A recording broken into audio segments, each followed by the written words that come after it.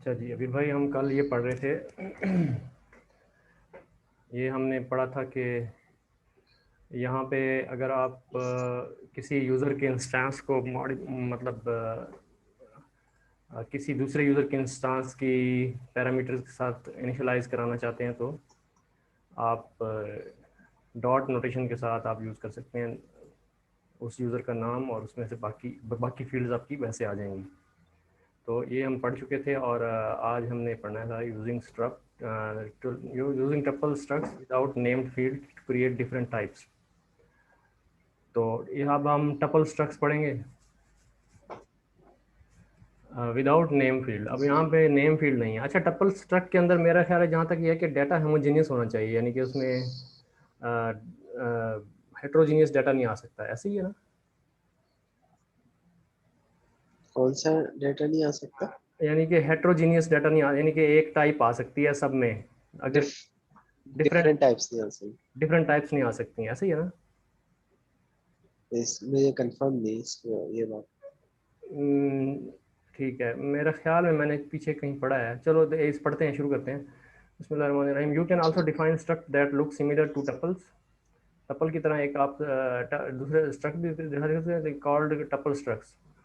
Tuple structs have the added meaning the struct name provided, but struct name provides, sorry क्या है, tuple structs have the added meaning the struct name provides but don't have names associated with their fields। क्या कह रहा है ये? Tuple structs have the added meaning the struct name provides but don't have names associated with their fields. अच्छा, struct का जो है, यानी कि उसका स्ट्रक्ट का तो नाम होता है, लेकिन उसके अंदर जो फील्ड्स हैं उनका नाम नहीं होता। जी, उनका नाम। उनका नाम नहीं होता, ठीक है। Rather they just have the type of the fields, बस सिर्फ टाइप्स होती हैं।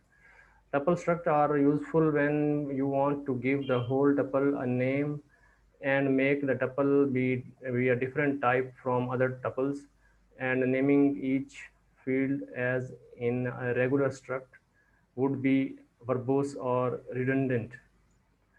Naming each field as in a regular struct would be verbose or redundant। तो इसमें जो है आप नाम नहीं देंगे फील्ड्स के। Tuple structs are useful when you want to give the whole tuple a name। एक तो टपल को नाम दे दिया, जैसे कलर है, ठीक है, नाम हो गया, या पॉइंट है, ये टपल का नाम हो गया। And make the tuple be a different type from other tuples. तो नाम से आपको पता चल गया कि ये डिफरेंट टपल है, ठीक है। वो ये कह रहा है कि ना, आपको अगर अ, अलग से एक टपल को नाम देना हो और उसकी टाइप को ना दूसरी दूसरे टपल से डिफरेंट रखना हो तो आप स्ट्रक्ट बनाएंगे, क्योंकि यही काम हम लोग टपल के थ्रू भी कर सकते हैं, लेकिन उसके थ्रू हमारी टाइप तो टपल ही रहेगी। अब हम अगर स्ट्रक्ट बना देंगे उसका तो टाइप डिफरेंट हो जाएगी। अच्छा, ठीक। तो मतलब ये है कि टाइप स्ट्रक्ट बनाइए दैट कि हम इसको डिफरेंट इंस्टांस जो है किसी भी चीज़ के वो मतलब इनिशिएट करा सकते हैं, इसलिए हमने उसको हाँ, स्ट्रक्ट बना दिया है। हाँ, मतलब कि इसकी टाइप को डिफरेंट रखना है। अब वो वजह नहीं पता, लेकिन इसमें लिखा हुआ है ये, and make the tuple be a different type from other tuples. वो ये ना कि ये दोबारा पढ़ लेते हैं। Tuple structs are useful when you want to give a whole tuple a name. मतलब आपने एक टपल को नेम दे दिया, ठीक है। हाँ, तो उससे क्या, उस नेम देने से क्या होता है, and make the tuple be a different type from other tuples. मतलब आपके जो मतलब डिफरेंट टपल्स टाइप डिफरेंट होगी ना, ये कलर वाली टाइप है, ये पॉइंट वाली टाइप है, ठीक है। हाँ, हाँ, And naming each field as in the and naming each field as in regular struct would be verbose or redundant। तो आप अगर हर फील्ड को नाम देंगे जैसे कि हम स्ट्रक्ट में करते हैं, तो वो जो है रिडंडेंट हो जाएगी नेम उसका। अब ये इसका जो है ना, ये नहीं समझ आएगी अलबत्ता। Define a tuple struct start with the struct keyword and verbose तो नहीं पता, शायद यही होगा कि आप कर नहीं सकते। जी वर्बोस का मतलब जो होता है, जो जो प्रोग्रामिंग में जब वर्बोस करते हैं ना, तो आपके ना वो यानी आउटपुट के ऊपर जब आप कुछ देखना चाहते हैं ना, कोई लॉग्स देखना चाहते हैं या कोई वर्बोस को क्या बोलते हैं उसको, हम वर्बोस मोड में जब चलाते हैं ना कोई कमांड, तो हम उसकी सारी आउटपुट देखना चाह रहे होते हैं। अब यहाँ पे रिडंडेंट का हम ज़रा उसको करें तो वो ज़्यादा बेहतर रहेगा। रिडंडेंट का मतलब है कि आपकी इंफॉर्मेशन जो है वो मतलब रिपीट हो रही है जैसे, ठीक है। अब ये जो है उसने उतना एक्सप्लेनेटरी नहीं लिखा ज़्यादा, थोड़ा सा कंफ्यूजिंग कर दिया। रिडंडेंट की मीनिंग सर्च करते हैं मेरे ख्याल से, ये मतलब होगा कि आप कर नहीं सकते उसको, मतलब मेल नहीं दे सकते इस स्टेट को अगर आप इस टपल आपकी आवाज़ टपल थोड़ी सी ना स्ट्रक्चर। जैसे थोड़ी गड़बड़ सी लग रही है आवाज़, क्या बात है? मेरी आवाज अच्छा क्या हो रहा है, कट रही है? अब सही है, अब सही है। अच्छा अच्छा। हम्म। अच्छा। हाँ तो मैं ये कह रहा था कि ना शायद रिडंडेंट का मतलब ये है कि आप कर नहीं सकते ऐसा, नेमिंग ईच फील्ड है ना, तो टपल स्ट्रक्ट में ऐसा नहीं कर सकता मैं। रिडंडेंट का मतलब देख लेना। रिडंडेंट का मतलब रिपीटिंग होता है शायद, एक मिनट चेक करता हूँ।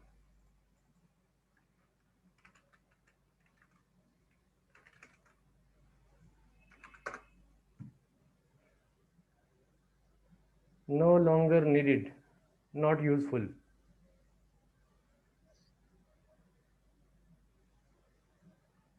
नो लॉन्गर अच्छा, नीडेड, जरूरत नहीं है नीड ज़रूरत ही ये। नहीं है, उसकी ज़रूरत ही नहीं है। हाँ तो ये हो गया इसमें। The two define tuple struct start with the struct keyword and struct name followed by the type of the tuple. तो आपने क्या किया कि एक स्ट्रक्ट नेम दिया है followed by the types in the tuple, तो आपने अंदर नाम दे के उसके अंदर टपल के अंदर जो है उसके डाटा टाइप दे दिए। For example here the definitions are and usages of the two tuple struct named color and point। तो आपके पास दो टपल आ गए इसमें, और आपने इसमें क्या किया कि black is equal to colour zero zero, original point is zero zero. तो note that black and original values are different types. तो आपके पास जो है ये दो डिफरेंट टाइप्स आ गई हैं, क्योंकि एक तो पॉइंट का टाइप है और एक कलर का टाइप है, ठीक है। Because they are instances of different double structs, each struct you define is its own type, even though the fields within the struct have the same type. For example, a function that takes the parameter of the color type cannot take a point as an argument, even though both types are made up of the I32 values. Otherwise, tuple struct instances behave like tuples. You can destructure them into their individual pieces. You can use a dot followed by an index to access the individual value and so on। तो आपके ये simply आप जो है इसको black black dot zero, black dot one, black dot to करके इसका values को आप रखा सकते हैं।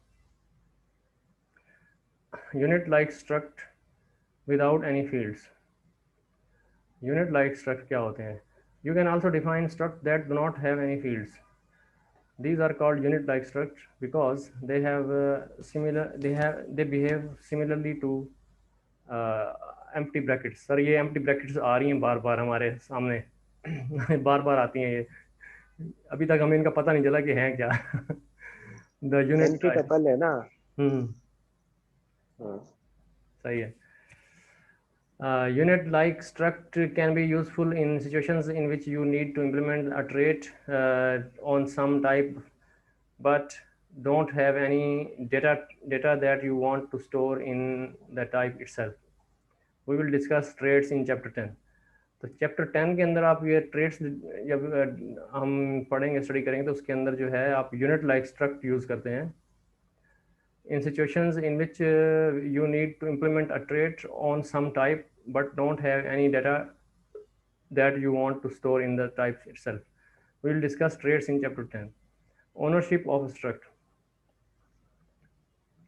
In the user struct definition in listing 5.1, We use the own strict use this own string type rather than and ampersand str string slice type. This is a deliberate choice because we want instances of this struct to own all of its data, and for that data to be valid for as long as the entire struct is valid. हम क्या कर रहे हैं कि string type use किया, ना कि हमने ampersand S T R use किया है। जहाँ ऊपर जाके देखें ज़रा 5.1 कौन सा है, ये है ना 5.1। तो हमने यहाँ पे स्ट्रिंग यूज़ किया ना कि एम्परसेंट एस टी आर। उसकी वजह क्या है? We use string type rather than the ampersand string slice type. This is a deliberate choice because we want instances of this struct to own all of its data, and for that data to be valid as long as the entire struct is valid. तो वो यानी कि ampersand अगर डालेंगे तो उसका reference मतलब अगर ज़ाया हो सकता है, ऐसे ही।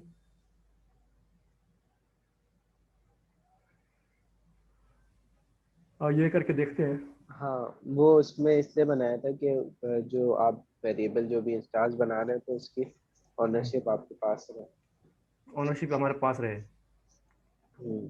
ठीक है। It is possible for struct to store references to data owned by something else, but to do so requires the lifetimes. Use the lifetimes. A Rust feature that we will discuss in chapter 10, lifetimes, ensure that the data referenced by the struct is valid as long as the struct is. जब तक struct की valid है तो उस वक्त तक data भी valid रहे, तो lifetime हम use करते हैं उसके लिए। Let's say that you try to store a reference in a struct without specifying lifetime. अब हम क्या कहते हैं कि स्ट्रिंग लिटरल हमने उसमें डिफाइन कर दिया, रेफरेंस टाइप डिफाइन कर दिया अंदर, ठीक है। लेकिन हमने लाइफ टाइम नहीं दिया, like this which want work. तो आपके पास हम इसको कॉपी कर लेते हैं, उधर जाते हैं।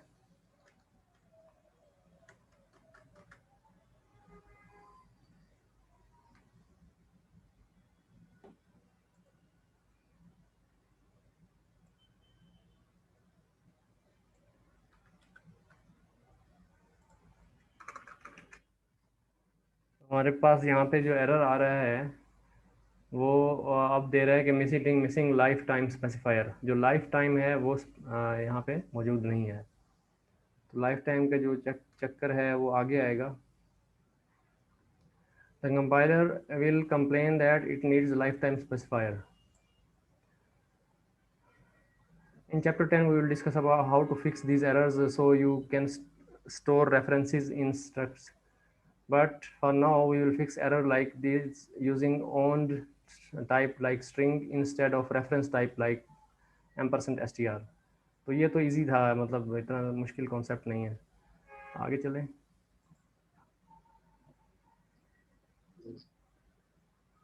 ये क्या ब्लैक था, ये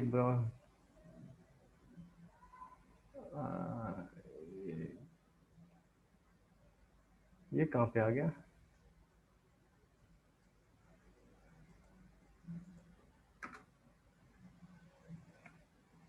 अच्छा, अब आ गया आपके पास an example program using struct. अब हमारे स्ट्रक्ट की एग्जाम्पल यूज़ करेंगे। To understand when we might want to use struct, let's write a program that calculates the area of the rectangle. We will start with the single variables. we'll start with the single variables and then refactor the program until we are using struct instead. तो पहले हम सिर्फ variable के through करेंगे। Let's make new binary project called cargo rectangles that will take the width and the height of a rectangle specified in pixels and calculate the area of the rectangle. Let's listing 4.8 5.8 shows a short program with one way of doing exactly that is our project's as source main directory. यहाँ पे आपके ये जो है, आपने एक programme बनाया जिसमें एक फंक्शन लगाया, उसमें आपने इसके अंदर विड्थ ली और हाइट ली। यहाँ से आपने विड्थ और हाइट पास कराई बाद में, और उसमें से रिटर्न करवा दिया विड्थ मल्टीप्लाई हाइट। तो ये आपका आ जाएगा area of the rectangle. Now run this program using cargo run. तो आपके पास ये स्क्वायर पिक्सल उसकी वैल्यू आ गई। Even though listing 5.8 works and figures out the area of the rectangle by calling the area function with each dimension, we can do better to the width of the width and the height of the are related to each other because together they describe one rectangle. The issue with this code is evident in the signature of the area. Signature में क्या कहता है कि signature में जो problem है वो क्या है? The area function is supposed to calculate the area of one rectangle, but the function we wrote has the two parameters. The parameters are related, but that's not expressed anywhere in our program. The area function is supposed to calculate the area of the rectangle, but the function we wrote has two parameters. Okay. The parameters are related, but that's not expressed anywhere in program. ये क्या मतलब है वीर भाई? समझ तो नहीं, आगे पढ़े. It would be more readable and more manageable to group width and height together. We have already discussed one way we might do that in the tuple type section of अच्छा अच्छा अच्छा. chapter 3 by using tuple. तो tuple का मेरे ख्याल में वो बनाया उसने. वो ये कह रहे हैं कि ना अब ये जो हम लोग जो भी दो पैरामीटर्स है,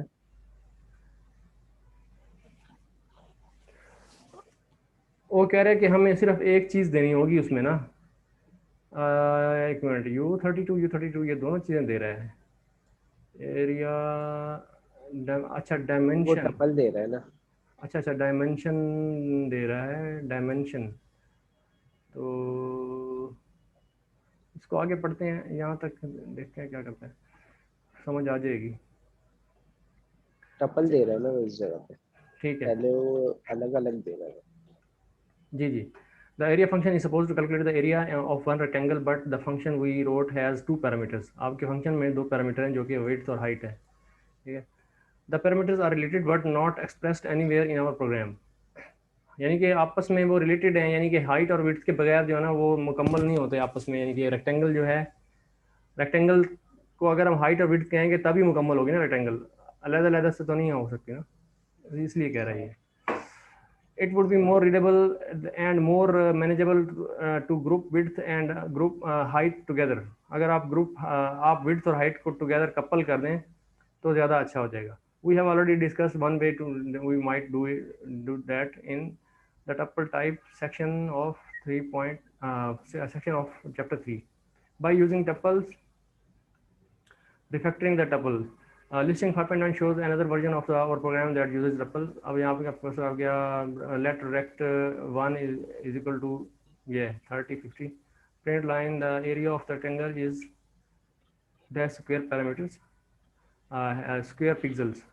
तो आपका ये आपने कॉल किया फंक्शन एरिया का, तो एरिया का फंक्शन यहाँ आया. उसमें अब ये जो है ना डायमेंशंस U32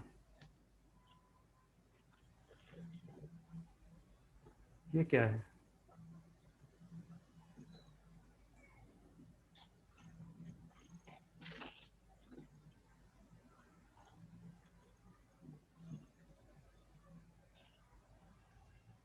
है अभी भाई?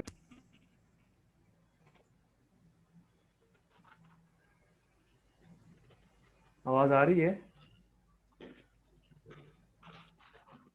आवाज सही नहीं आ रही है आपकी.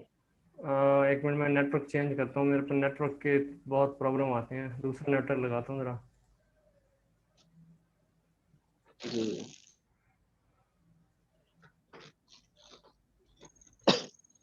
अब आ रही है अबीर भाई? अब आ रही है? जी जी जी जी.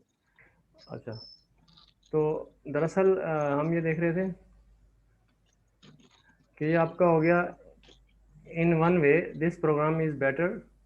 Tuples let us add a bit more structure and we are now passing just one argument, but in another way the version is less clear. Tuple don't name their elements, so our calculation has become more confusing because we have to index into the parts of the tuple.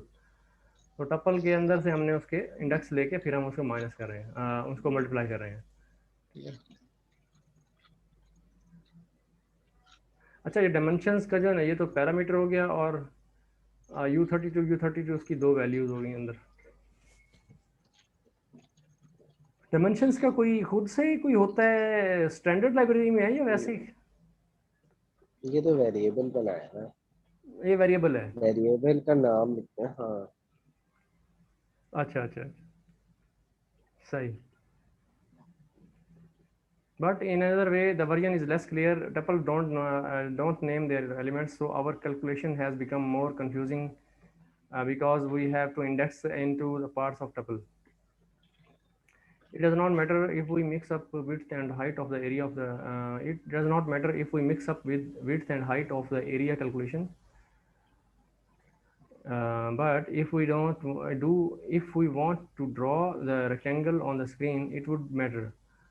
मतलब अगर आप उसको area बताना चाहें तो फिर तो कोई मसला नहीं है, लेकिन अगर आप ड्रॉ करना चाहें तो फिर मसला हो जाएगा, क्योंकि हमें आप विड्थ को हाइट और हाइट को विड्थ अगर बना दें तो फिर प्रॉब्लम हो जाएगी। हाँ सही सही। वो कह रहे हैं कि टप्पल के जो जीरो इंडेक्स पे वो हाइट है, और नहीं, अपना विड्थ जो है वो जीरो इंडेक्स पे और हाइट जो है वो वन इंडेक्स पे है। If someone else worked on this code they would have to figure out and keep it in mind as well.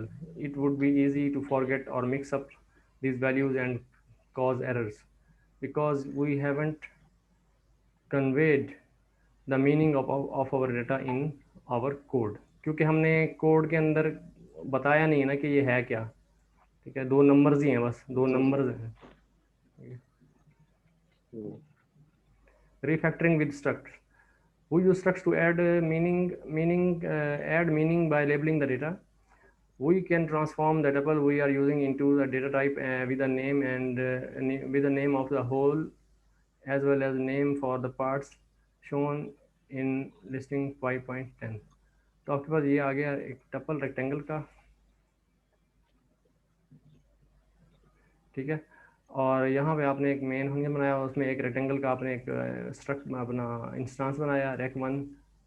ठीक है, अब रेक वन के अंदर जो है विड्थ और हाइट है, तो आप क्या करेंगे, println area of rectangle square pixel area M% rect one, आप एम इसका रेफरेंस भेज दिया M% रेक्ट वन का।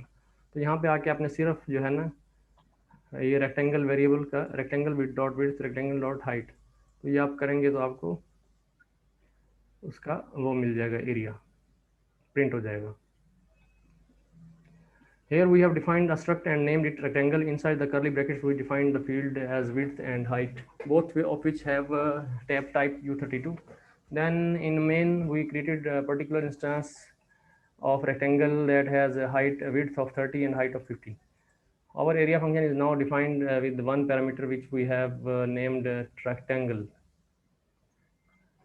हमने उसको rectangle उसका नाम रखा है,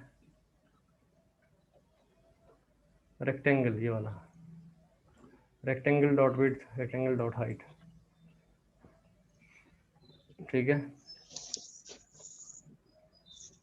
whose type is immutable borrow of a struct rectangle instance। तो आपने एक इसको जो है एक आपने रेफरेंस जो दिया है वो इम्यूटेबल रेफरेंस दिया है, ऐसा ही है सर। लेकिन हमने यहाँ पे अच्छा ये इम्यूटेबल है ना ये वाला, ऐसे ही ना सर। अगर हम इसको ले जाएं कॉपी करके, ये कॉपी कहाँ गया यार, ये तो सारा ख़राब हो गया, गड़बड़ हो गया है।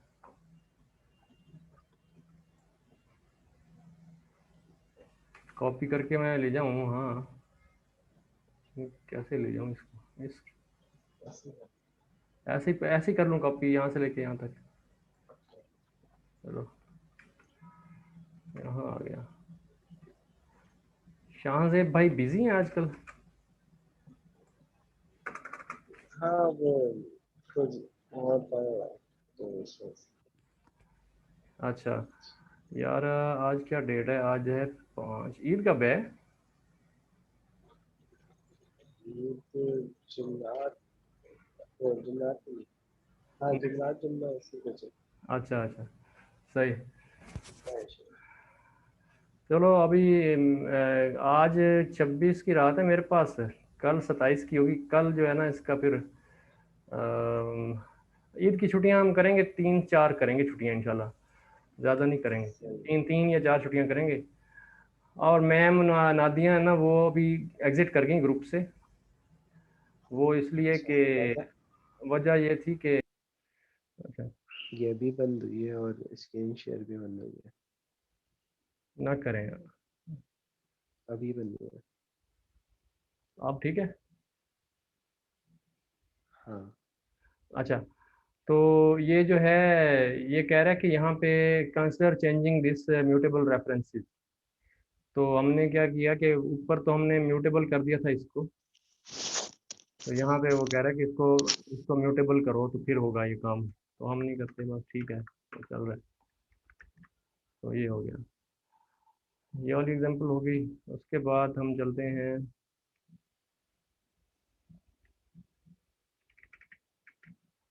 ये हो गई। बस इसको यहाँ पे ख़त्म करते हैं, ये ख़त्म करके ये फिर कल जी।